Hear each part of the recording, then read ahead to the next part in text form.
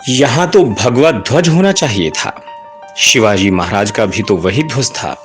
साथियों, क्यों न चुपचाप किले तक एक सुरंग खोदी जाए और वहां से यूनियन जैक हटाकर अपना भगवा ध्वज फहराया जाए। नन्हे बालक के नेतृत्व में सुरंग खोदी जाने लगी।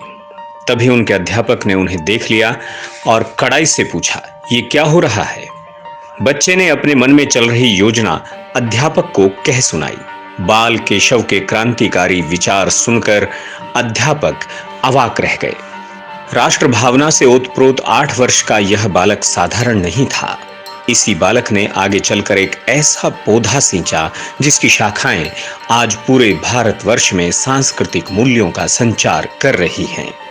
इस ओजस्वी बालक का नाम था डॉक्टर केशव बलिराम हेडगेवार। इनका जन्म महाराष्ट्र के नागपुर नगर में हुआ था, जबकि इनका परिवार तेलंगाना का निवासी था।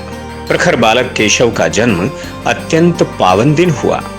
वह दिन था चैत्र शुक्ल प्रतिपदा, विक्रम संवत 1946। पंचांग के अनुसार इस दिन से नववर्ष का शुभारंभ होता है, नई ऊर्जा का संचार होता है। ओजवान बालक केशव भी असाधारण थे।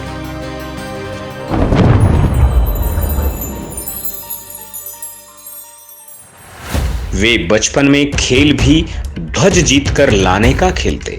उनके बाल मन में आक्रमणकारियों के विरुद्ध खौल की ज्वाला स्पष्ट दिखाई देती।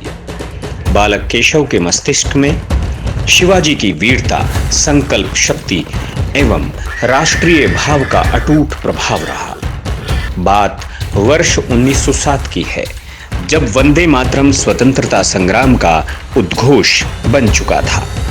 बंगाल विभाजन के बाद प्रत्येक भारतीय एक ही दिन में राष्ट्रभक्ति की दीक्षा ले चुका था। भारत मां के प्रत्येक तरुण की भावनाओं में उबाल था। विद्यार्थियों की राजनीतिक गतिविधियों पर प्रतिबंध लगा दिया गया।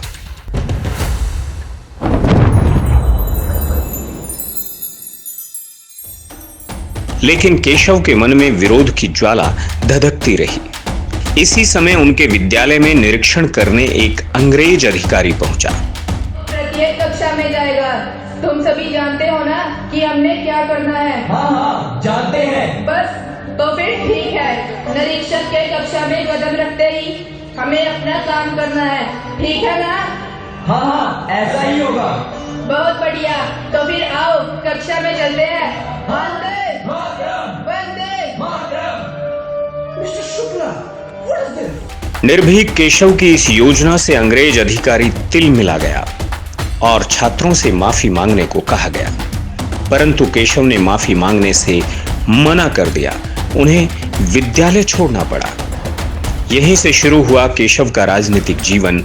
उनके शिक्षक डॉक्टर मुंजे ने विद्यार्थी समाज संगठन की स्थापना की और केशव को छात्रों को संगठित करने का उत्तरदायित्व मिला।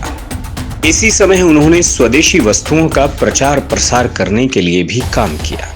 विजयादशमी के अवसर पर केशव अपने चाचा के पास रामपायली चले गए। केशव ने रावण दहन से पूर्व अपना पहला भाषण दिया। उन्होंने रावण रूपी अंग्रेजी सत्ता को उखाड़ फेंकने के लिए लोगों को जागृत किया। ऊंची आवाज में वंदे मातरम गीत गाया। उनके इस भाषण का असर ये हुआ कि अंग्रेज अधिकारी उनके चाचा को सताने लगे और चाचा को अपनी नौकरी से त्यागपत्र देना पड़ा।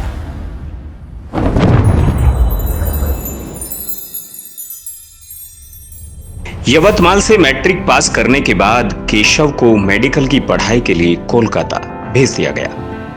तेजस्वी स्वभाव, निर्भीक और देश भावना से ओतप्रोत हृदय वाले केशव से वहां के क्रांतिकारी इतने प्रभावित हुए कि उन्हें अनुशीलन समिति की केंद्रीय सभा का सदस्य चुन लिया गया। गुप्त नाम मिला कोकेन। अनुशीलन समिति महान क्रांतिवीरों का संगठन था। ऐसे क्रांतिवीर जिन्होंने देश हित में अपने घर परिवार का परित्याग कर दिया था। समिति उन्हें आंदोलन से संबंधित जो भी काम सौंपती, वे उसे पूरी तन्मयता के साथ पूरा करते। डॉक्टर हेडगेवार ने खुलकर सार्वजनिक गतिविधियों में भाग लेना प्रारंभ कर दिया। मेडिकल की पढ़ाई पूरी होने के बाद वे नागपुर लौट आए। उन्हें बैंकॉक से आकर्षक नौकरी का प्रस्ताव मिला। लेकिन उन्होंने मना कर दिया। बलवान शरीर, बड़ी बड़ी मूछें, साधारण कपड़े और विपरीत परिस्थिति का धीरता से सामना करने की क्षमता। धीर गंभीर डॉक्टर हेडगेवार जिस किसी से भी बात करते वो उनका हो जाता। इसी का लाभ उठाते हुए उन्होंने मित्र भाऊजी कर्वे के साथ मिलकर नागपुर में एक क्रांतिकारी दल बनाया और बंगाल पंजाब के गुप्त क्रांतिकारियों के नेटवर्क से जुड़ गए। इस संगठित दल ने कई क्रांतिकारी गतिविधियों को अंजाम दिया। 1919 को बैसाखी के दिन अमृतसर के जलियांवाला बाग कांड ने उन्हें अंदर तक झकझोर दिया। डॉक्टर केशव ने मुखर होकर अंग्रेजी सत्ता का विरोध किया।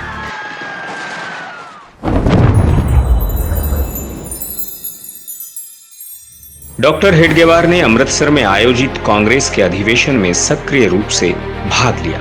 1919 में ही वे लोकमान्य बाल गंगाधर तिलक के संपर्क में आए और हिंदी साप्ताहिक पत्र संकल्प में सक्रिय रूप से काम करने लगे।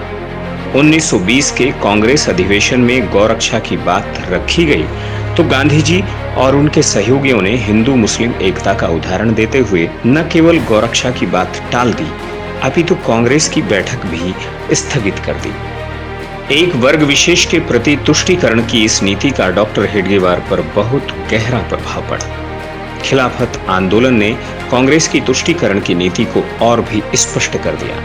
1921 में अंग्रेजी सत्ता की तीखी आलोचना करने के कारण उन्हें 1 वर्ष का कठोर कारावास हुआ।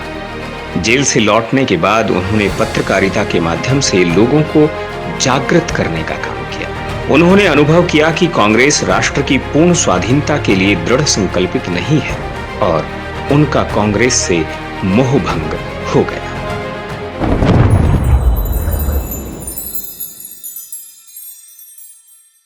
हिंदू हितों की रक्षा की दृष्टि से उन्होंने एक ऐसा पौधा सींचने का स्वप्न देखा जो वर्षों तक हिंदू समाज को संगठित करने की क्षमता रख सके।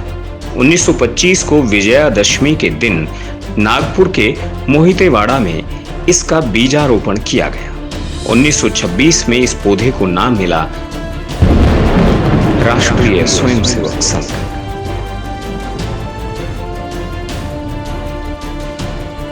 उन्नीस 1930 में उन्होंने जंगल सत्याग्रह का नेतृत्व किया और 9 महीने के लिए जेल चले गए।